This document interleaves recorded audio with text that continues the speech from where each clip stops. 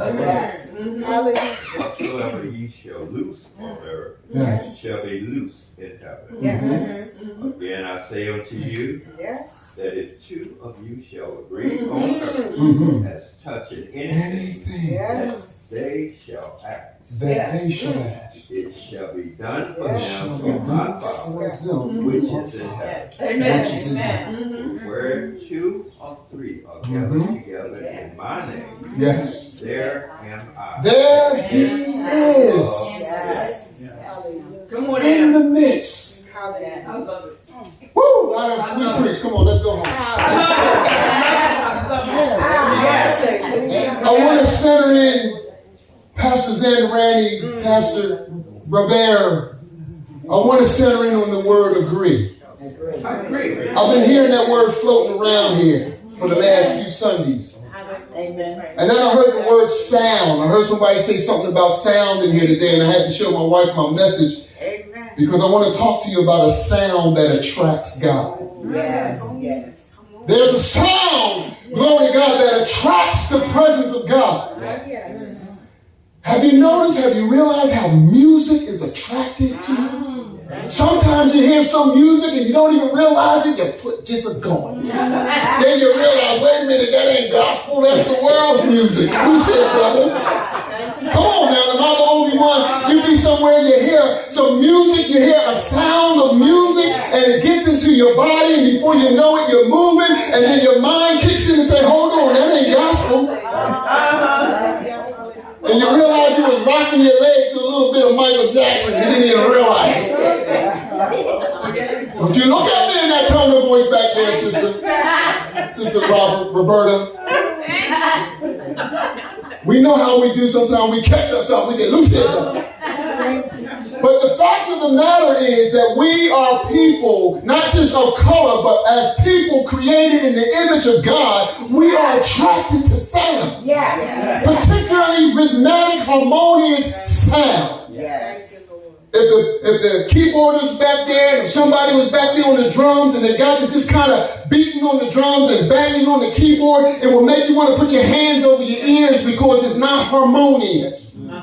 It's not in uniformity. It's not in one accord. That's what the word accord means, to hit that chord, to make that sound, to be on one accord. Yes. Yes. Yes. It was interesting to me, Pastor Cheryl. Yes. Yes. When I did some study, you know, I'm a scientist by heart, never went to universitas or any of those things. But I like to, in my spare time, I like in my spare time just kind of get on there and do some research and study. And one of the most interesting scientific discoveries that gets my attention is quantum physics. I like studying about quantum physics because in studying quantum physics, I think that gives us a scientific, we know that we walk by faith and not by sight, but when you study quantum physics, you get an insight into the reality of God that even scientists are beginning to acknowledge.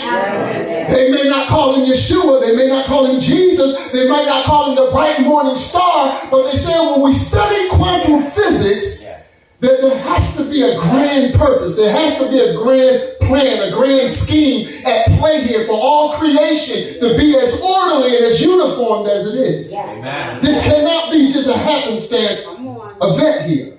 It has to have a plan behind it. There has to be something, a mind behind this. Yes. Amen. And one of the things that they're beginning to theorize about quantum physics is that when you get down to the smallest, minute, minuscule, whatever I'm saying, praise the Lord, when you get down to that tiny piece of the last thing that you could call something of this physical world, they say that all creation is upheld by something they call strings. They call it string theory.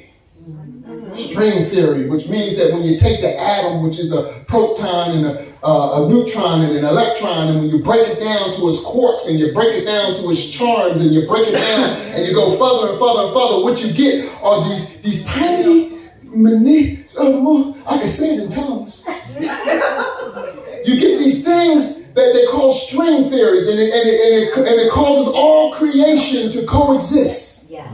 Yes. And now watch this. String theory says that every piece of material in the world has these strings, these oh my God, these places, these strings, these quantum physics strings, and they all vibrate at a different vibration.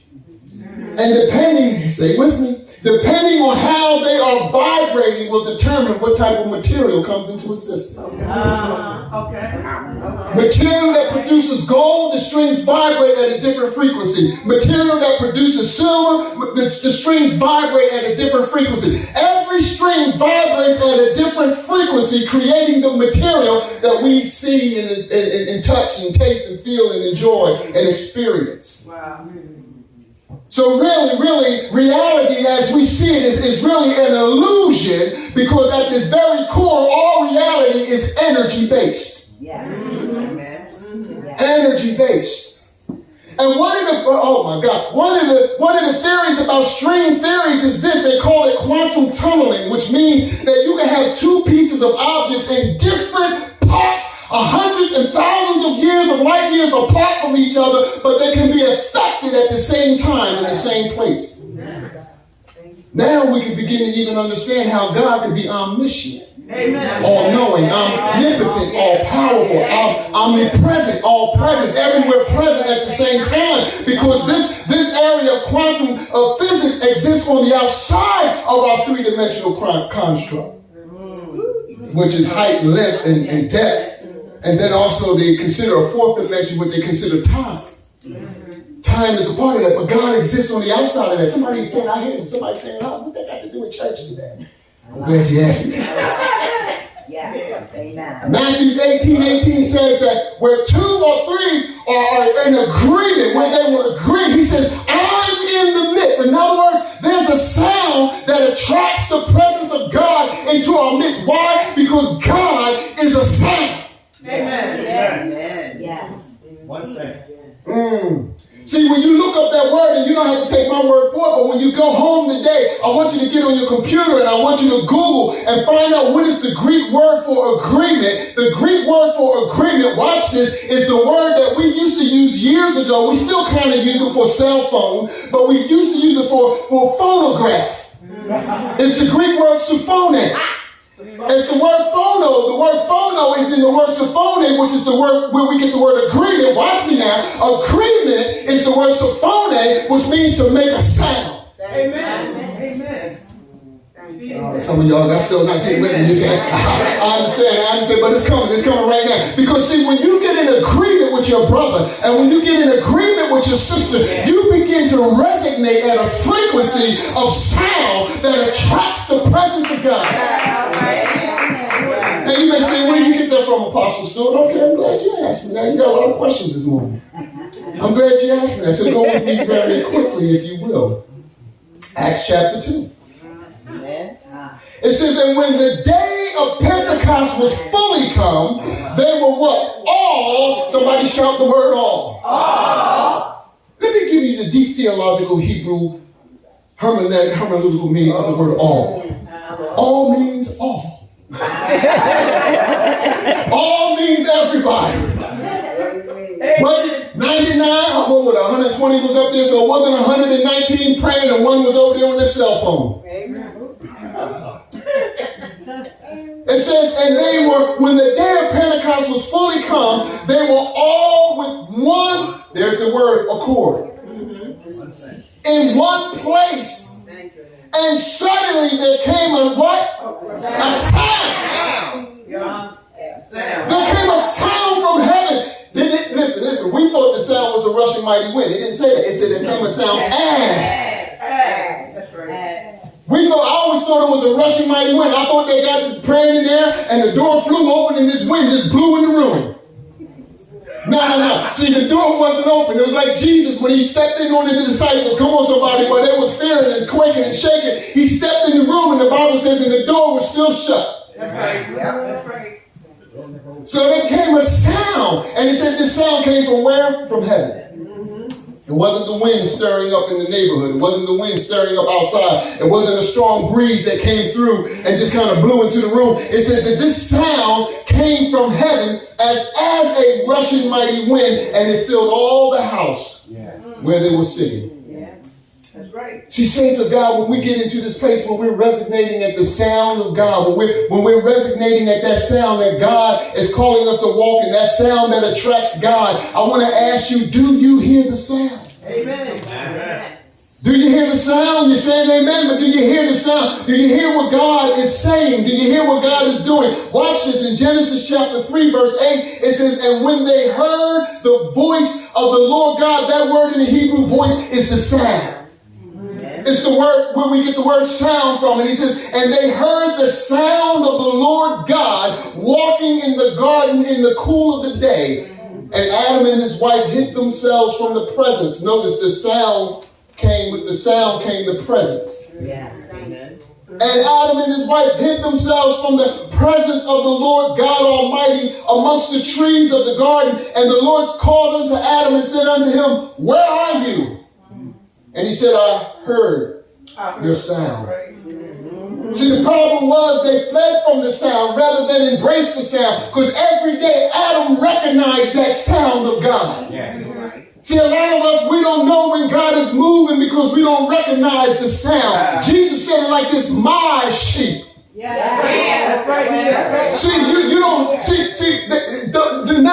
I never tell nobody that you're my sheep. Not they my people. No, y'all God's people. And you have every right to be here as you have to be down the street.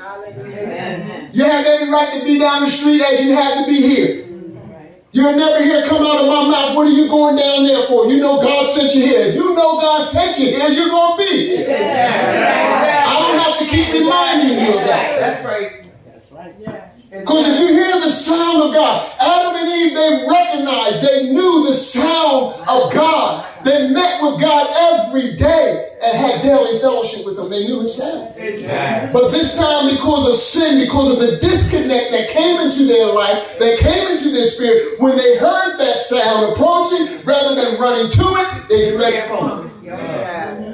And hid themselves amongst the trees. What are many of us hiding ourselves? I'm talking about those of us who are saved. We're hiding ourselves amongst stuff. We hear the sound of God. We hear God calling us. We hear God calling us. We hear God calling us higher and deeper, but we won't go. We won't answer because we're listening to other sounds. We're listening like Adam and Eve did. They listened to another sound called the dragon. The serpent, the old serpent came with his sound. Discern sounds. That's what discerning of spirits is really all about. Discerning sounds. You know, any one of you men in here can get on the phone and say, hi, Pastor Iris, this is your husband. And she's going to say, stop playing. Because she knows my voice. No matter how well, you know, you can watch TV sometime and you see those guys that have that ability, they call them ventriloquists, I believe, and they have that ability to imitate somebody else. And you know who they're imitating, but they still don't sound exactly like them. In fact, if you wasn't looking at them and you just heard them, you would say, I don't know who they're trying to imitate. But it's the way that our eye gate plays with our ear gate, and we just make the reasoning, oh, he's imitating so-and-so. And so should it be when we hear the sound of God. We should be at a place where, like Jesus said, when the disciples said, give us and show us what will be the signs at the end. Jesus said the first thing out of his mouth was, let no man deceive you. Let no man deceive you. Because what did he say? Because there will be many false Christs, many false individuals that will rise up and saying that I'm the Christ, I'm this, I'm that. They're going to be presenting a sound, and they're going to be accompanying that sound with even fake signs and wonders. But if you know the sound of God, baby, you're not going to be easily deceived. You're not going to be easily distracted. Come on. And we're not even talking about just during the Great Tribulation period. We're talking about right here and now. You need to know the sound of God. When you go into some of these churches, you better know the sound of God.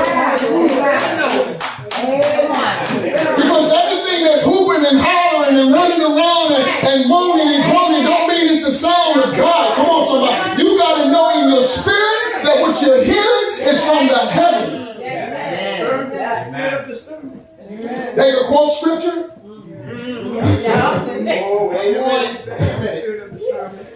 See, one of God's sounds. See, when we get in unity, see, just like God has a sound, we make a sound. We make a sound. Glory to God. We make a sound. Tell your neighbor what sound. Ask your neighbor, what sound are you making? What sound are you making? See, that word agree in Matthew, and I'm almost done, but that word agree in Matthew, Symphone, means to make a harmonious sound.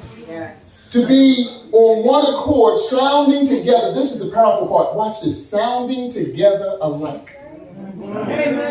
Sounding together alike. Now watch this. Not only did see, harmonious sounds can attract God on two levels. And see, if you really think about it, the world is starting to make a sound that's going to attract God. But it's not going to be good. See, but like in the building of the Tower of Babel, they begin to operate as one. They begin to make a sound, and it got God's attention. And God went down there, and he didn't go down there to compliment them or bless them. He said, no, we got to stop this. That's right. And the world is beginning to come back into that same uniformity, and we understand that under the Antichrist, the stage is being set right now for a one world religion, one world government, one world, a financial system, one world military system. Everything is one in the world's eyes. Yes. My Lord.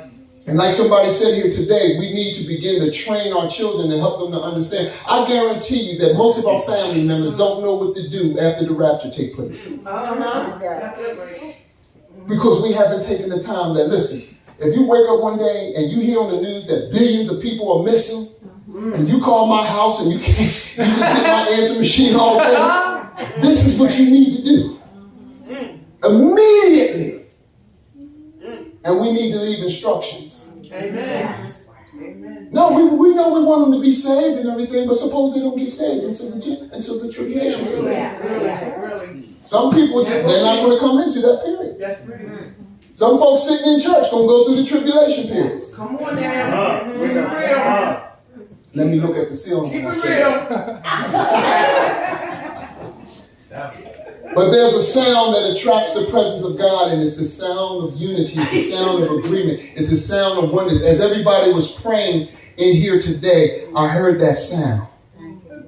The sound of unity, the sound of agreement, the sound of oneness. Everybody was praying for my sister. Everybody's praying for one another. Everybody's offering up prayers for God to come in on the scene and heal, deliver. God told me 4 things he's about to restore to the church. That's why I was kind of wrestling with a couple of messages here, because the Lord said there's 4 things he's restoring to the church. 1, he's restoring supernatural healing. We're going to see God as we walk in this place of unity. Listen, we don't have to fabricate the anointing, baby. We don't have to try to stir it up. We don't have to try to make it happen. All we need to do is do what God said do, and he's going to do what he said he's going to do. And he said if we will get in that place of unity, and we're getting that place of oneness, and we begin to attract the heavens through the sound of agreement, we're going to see healing, supernatural healing restored to the church. Like days of old. Come on, we serve the same God. We serve the same God as Oral Roberts. We serve the same God as this great Catherine Kuhlman. Come on,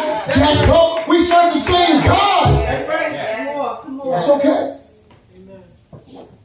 We need to hear the sound of God. The sound of God. And he needs to hear our sound. He said he's also going to restore to the church supernatural deliverances. Amen. You're not going to have to pull teeth with people to get the devils out of them. What's your name? Oh, wow. Wrestling with folks and demon possessed for hours at a time. No. We're going to see the outpouring of the Holy Spirit so much so that devils are going to just come out screaming, just like days of old. Come on. God is about to restore supernatural deliverance back to the church. No more, I got to go get my medication. Amen. And I'm not against medication. But I'm saying you will have to take it once you've been delivered. Come on, somebody. Amen. Not many amens on that, but Amen. But I'm just trying to tell you that God is about to pour out supernatural deliverance where there's been mental oppression and mental depression and all sorts of stuff going on. Everything that's happening. What's that? Oh my God, hallelujah. All those things that come against the mind, depression and all this kind of stuff. God is about to bring supernatural deliverance. Amen. You'll come to the house of fellowship and leave one way and you're going to leave a different way. Hallelujah. Like it used to be, Pastor Beverly. Like it used to be. We go to church now and we get a song and a poem and a sermon and someone ministers and dance and then we go home and I'm not against those things, but we got to open up for the Holy Ghost to have his way. When you minister and dance, minister and dance. Let healing flow through you. When you minister in song, when you minister in instruments, let healing. Don't do it just for it's a churchy thing to do. Do it because God is in the house. God's people is in the house. And there's deliverance that needs to take place. God said he's going to restore supernatural salvation. No longer are we going to have to beg for people to come to the altar like we like to do and come and make Jesus the Lord of your life. You're going to do it just like it happened to me one day. I was standing in the pew and the man was just praying. He wasn't preaching, but the Holy Ghost swept through the church. This is the first time I've been in church in years. And God began to show me my life. He began to show me my past. He began to show me all my sins. And he said, but you're forgiven. And I couldn't wait to get to the altar to give my heart to Jesus. I'm telling you, when God began to restore to the church supernatural salvation, you won't have to try to call and twist people's arms and trick people in. You won't have to worry about whether or not there was a genuine salvation. You'll see their lives begin to change. You won't have to preach on sin because there won't be no sin. Come on, somebody. You're going to preach on the goodness of the Lord. We spend too much time preaching on sin because too much sin is in our church and in our pews and in our pulpits, yes? But we need to allow God to come into the house and sweep through the house and clean it up. Let it begin at the pulpit. Let it begin with me. Let it begin with you. Stop looking at your brother and your sister and saying they're false and flaws. Get in the mirror. The prophet Michael Jackson said, it's the man in the mirror, glory to God. Get to that man, get to that woman in the mirror. God, get the mess out of me. Hallelujah. We're always complaining about somebody offended me, somebody rubbed me the wrong way, somebody, let me tell you something, somebody offended you, that's good. That means you just need to grow up. What do you think, that you saved? The devil will stop messing with you? The devil ain't going to pick on you? Come on, somebody. And he's going to use that person closest to you. I know I get on my wife's nerves. I don't need to. I don't intend to. Sometimes I just look up and her lips all twisted and everything. And I wonder what's wrong with her. And I said, what I do now?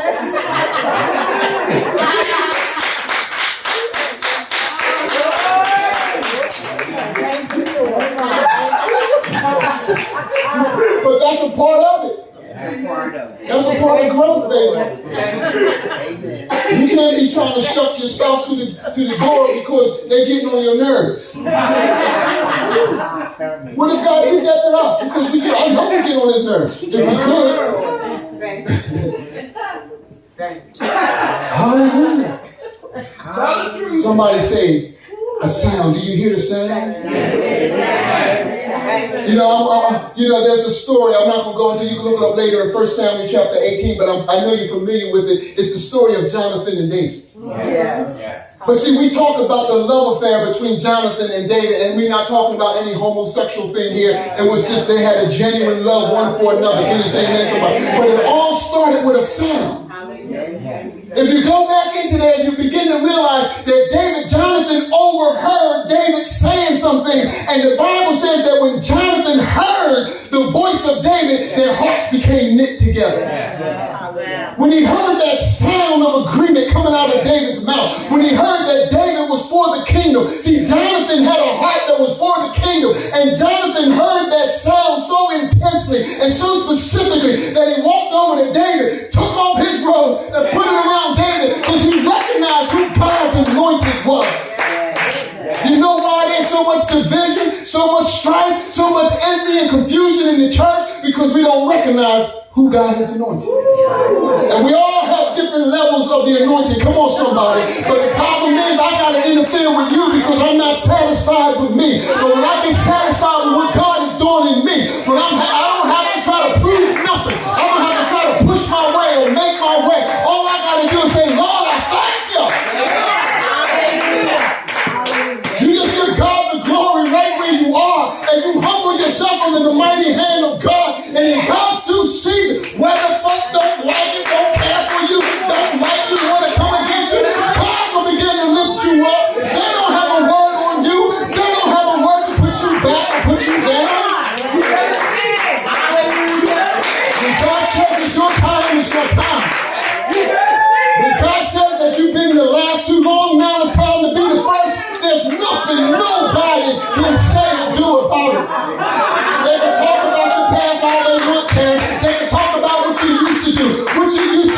And you tell them that's right, used to. But what I am now, what am I now? Come on, somebody. It's what I am now. God is a right now God.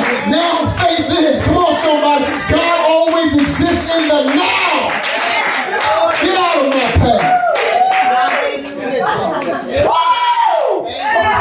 You want to stay in my past? Bye. Amen. Glory to God. See, like I was saying with the MIT yesterday, when you begin to realize just how much God cares for you and just how much God loves you, it becomes a little bit more easier to care for other people and to love on other people in spite of their shortcomings and in spite of their flaws and their faults, because you remember what God brought you out of. You remember how much patience God exercised in your life. You remember how God kept you from falling when you was ready, willing, on purpose to throw in the towel and give it up. God, I done had enough of this. I'm going on back. Come on, that's what Peter said. I done had enough of this. I'm going back to fishing. And God said, go get him and bring him to where I'm at. Some of y'all know what I'm talking about. You wanted to give up. You wanted to throw in the towel. You wanted to get into temptation. But something on the inside was working on the outside. Oh, what changes in me. Can you say amen, somebody? You knew God was keeping you.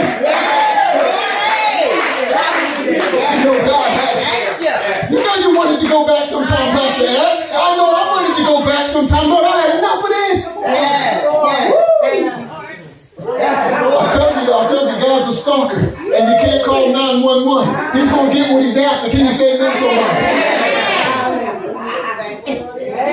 Jonathan heard the sound of David's heart. Listen to me, saints of God. And I'm about done. We got to start listening to the sound of one another's hearts. Don't go by what you hear come out of their mouth. Because sometimes we're speaking out of frustration. Sometimes we're speaking out of hurt. And we're speaking from pain. We're speaking from a place of abuse. But you got to ask God to give you an ear so that you can hear the sound that's on the inside of their heart, so that you don't take it personal. Can you say amen, somebody? That you can see their pain and begin to intercede for them. That's why Jesus said, pray for those that mistreat you and those that use you and say all manner of evil against you, because Jesus knows that they're coming from another place. Yes. Amen. Amen. Yes. I don't believe until you can prove to me from the word of God. I don't believe that Jesus just tolerated Judas for 3.5 years. I believe that Jesus was trying to win him. He knew what Judas was going to do, yes. How many of you would tolerate me if you knew I was going to lie on you tomorrow? Oh my. Can't trust that apostle. Lord showed me. How come, it's always amazing to me. People who say they're seers always see the devil. People who say they seers always see something evil. The Lord showed me his heart ain't right. Lord showed me. The Lord had showed me. Well, how come the Lord showed you? And you're the meanest one in the pack. Ask God to give you an ear. I'm asking God in this season. I'm asking God in this day and age, because I know that the people that's about to come through this door are people that are hurting, people who are in pain. And how dare I show them so much love, and I can't show it to those of you who are the household of faith. Yes, come on. How is it that I got so much love for the ungodly and the unsaved, and I don't have any patience for my brother or my sister? Wow. Jesus said judgment will begin at the house of God. Jesus said for us to do good to all men, especially of those who are the household of faith. The world stands together and so much of their wickedness. We could talk about the Grammys and the Emmys and all of that.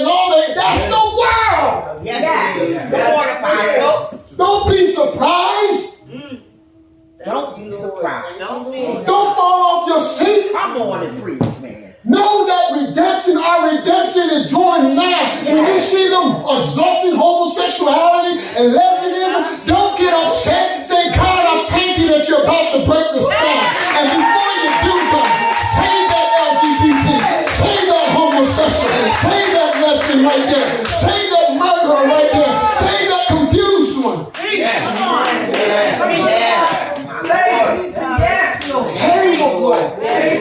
Because somebody, as Pastor Eric said, somebody prayed for you.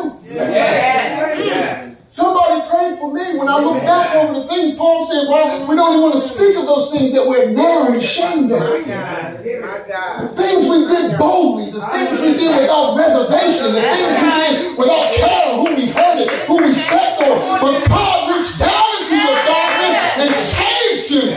Hallelujah.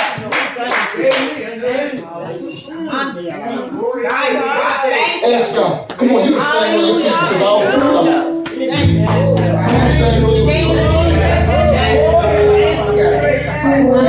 Come on, lift your hands, lift your hands, lift your hands. Ask God to give you an ear to hear the sound. The sound of God and the sound of one another.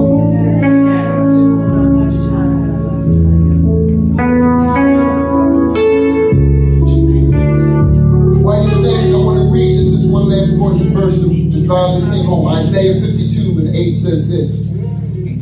You can continue to play, brother. He says, now listen to this. He says, thy watchmen. How many watchmen and watchmen we have? Watchmen on the wall, watchmen in the hell. He says, watch this. He says, thy watchmen shall lift up the voice together.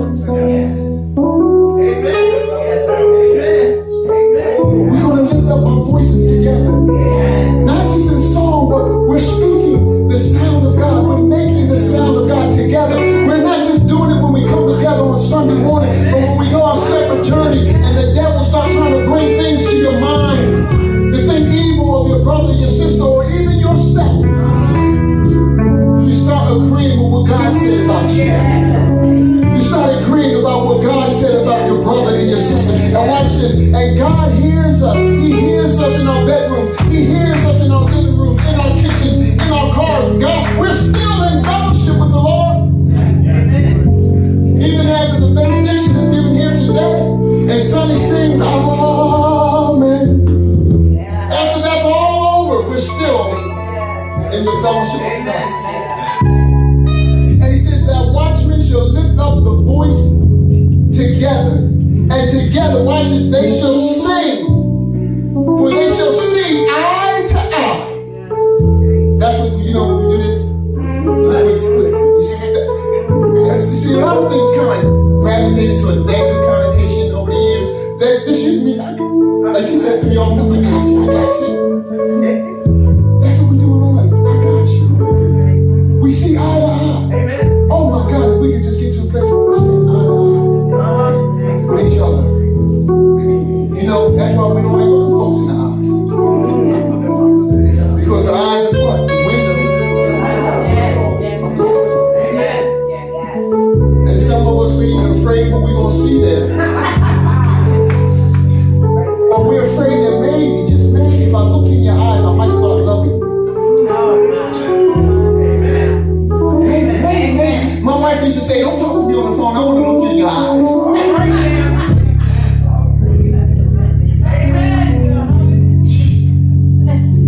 He says we're going to see eye to eye when the Lord shall bring again Zion. Zion is the church. Zion is the church. As we lift up our voice, not our vocal cords, but in our spirits, we begin to walk in unity with the more than 700 churches in this city alone. Begin to lift up their voice together, lift up and make that sound of unity together. I'm telling you, Camden and his issues would not be able to stand in the presence of God. See, and this is important now, and I'm going to turn my iPad off so I can go ahead and close. But this is important. Amen. Thank you. This is important. It's not about just all saints being on one accord. Thank you. But when you're praying, pray for the church leadership. Pray that God will begin to unify and bring the pastors together. See, if the pastors and the leadership, they come together, the fellowships will come together.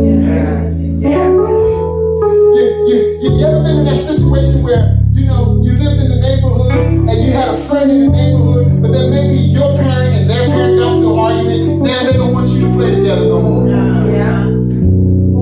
And y'all had to go sneak somewhere to play because I told y'all I want you down there with that boy. Why? Because she's mad with the boy's mom or he's mad with the boy's dad. But when the parents get together,